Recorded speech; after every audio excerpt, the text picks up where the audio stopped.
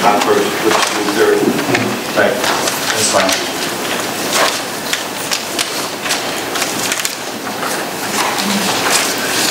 Then while we're on page 9, letter O. What is the difference between this transfer authority and the one that we have listed under the business administrator?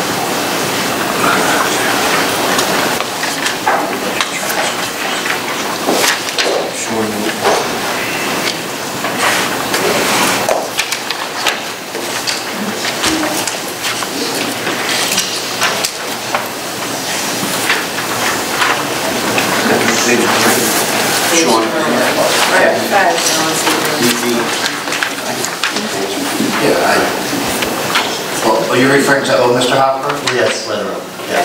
Page 5. The policies and regulations do permit the superintendent transfer authority in between meetings to be subsequently ratified by the board. Okay, if that is the case, again, we should probably put in till June 30th.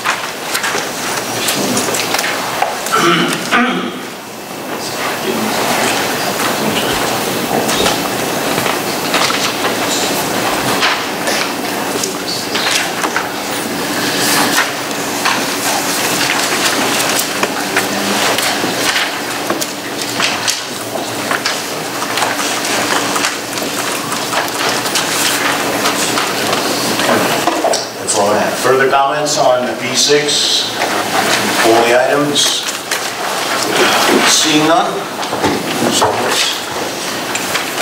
As amended, B6, Mr. Bruno? Yes. Mr. Kayaza? Yes. Mrs. Canario? Yes. Mr. Hopper? Yes. Mrs. Lavin? Yes. Mr. Moses? Yes. Mr. Placitella? Yes. Mrs. Sotera? Yes. Mr. Lawson? Yes. Okay. Thank you for bearing with us as we reorganize. Next item on the agenda, minutes approval from March 22nd this year. I will move in a second. I move. Moved by Mr. Hopper. A second. Seconded by Mrs. Sotera. Comments, corrections on the minutes? Seeing none? Mr. Bruno? Yes. Mr. Kayaza? Yes. Mrs. Canario? Yes. Mr. Hopper? Yes. Mrs. Lavin? Yes. Mr. Moses? Yes. Mr. Placitella? Mrs. Sotera? Yes. Mr. Lawson? Yes.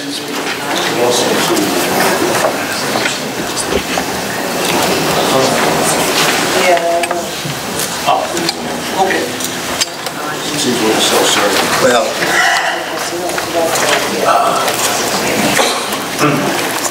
Can I ask you a question? Sure. On going back, what we just voted on, I'm sorry, I just saw it. W says president's appointment for the coming year. Are we going to keep the same jobs we had last year? Motion committee, delegate. I didn't even realize that was there. I'm sorry, I should have noted. I will make those appointments at the next meeting. Okay. Okay? That's right. Thank you. Attorney just advised me that because most people were not in the audience when we officially opened the meeting a couple of hours ago, as a result of votes taken at that opening, Mr. Moses was elected Vice President of the Board, and I was elected President of the Board for the coming board year through next organization. So we wanted to let you know. Minutes. Communications received are on file in the Board Secretary's office, and we have superintendent's reports. As the board knows, as the public knows, and the board, our budget was defeated resoundingly. The numbers that came out, although in some cases we only get about a total of 13,000 votes, we wound up with almost 13,000 positive votes. On the negative side, there were 16,000 plus negative votes against the budget. So we now have the chore and the task of meeting with the mayors, all 8 mayors, and town councilors from the 8 constituent districts. The process usually is the mayor and or someone from the town council represents the town with myself, the board president, Mr. Boyce, and we talk about how much more needs to be cut out of that budget. The role of the mayors is to tell us a dollar amount, if you will, and specific line items where that money comes from.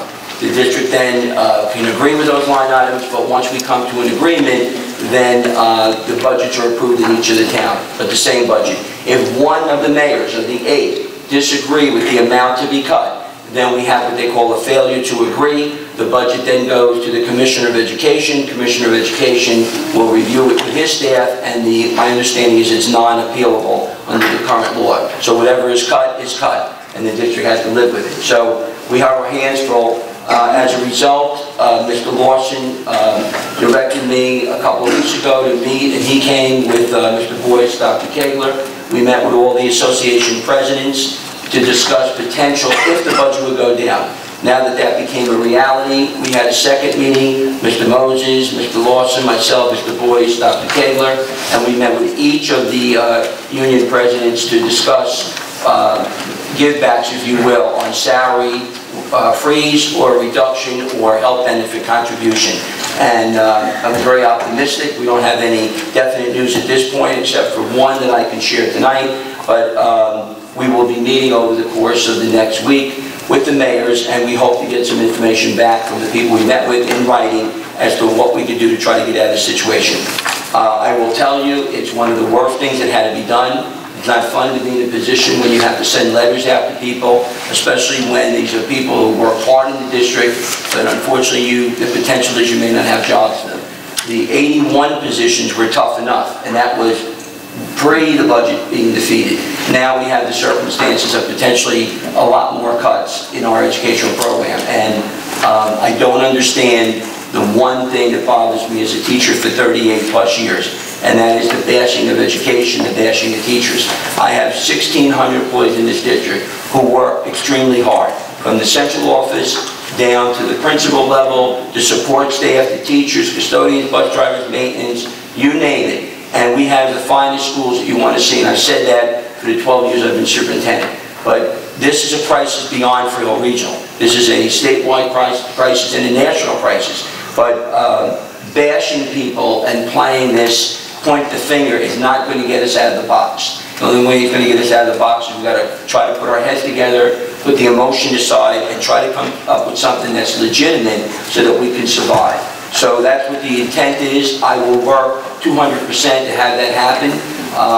I've talked to almost every one of the mayors, if not the business administrator from each town. Again, explain to them the circumstances.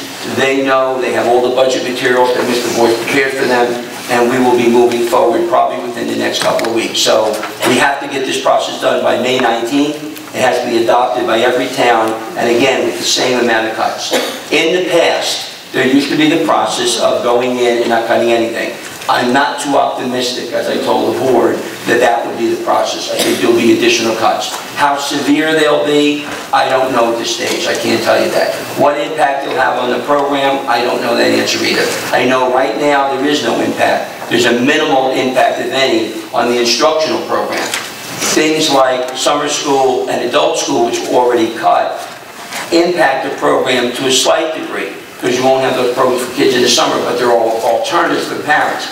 But we have not cut any programs. We have not cut any learning center, academies. They are not cut. I will not recommend that here. As I said last meeting, I will not recommend those cuts when I meet with the 8 mayors. We will be looking at other things if we have to cut. And as I said, one of the things we're asking is all our association, all our bargaining units, to try to help us to some degree and try to be reasonable with everyone. I don't think the burden should be placed on anyone's back.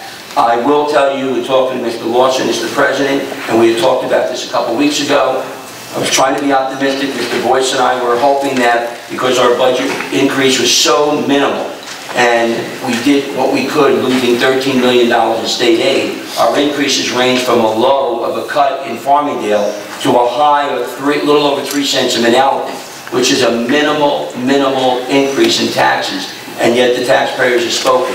But after meeting with Mr. Lawson and meeting with my assistant superintendents last week, the central office administrators, the non-unit, which are about 40 employees, have agreed to a non-increase, a wage freeze for 2010-11 school year.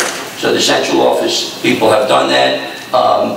It's in many cases unfair because other people did get raises, but they understand the circumstances, and my assistants told all the people in their department. So that's the first step.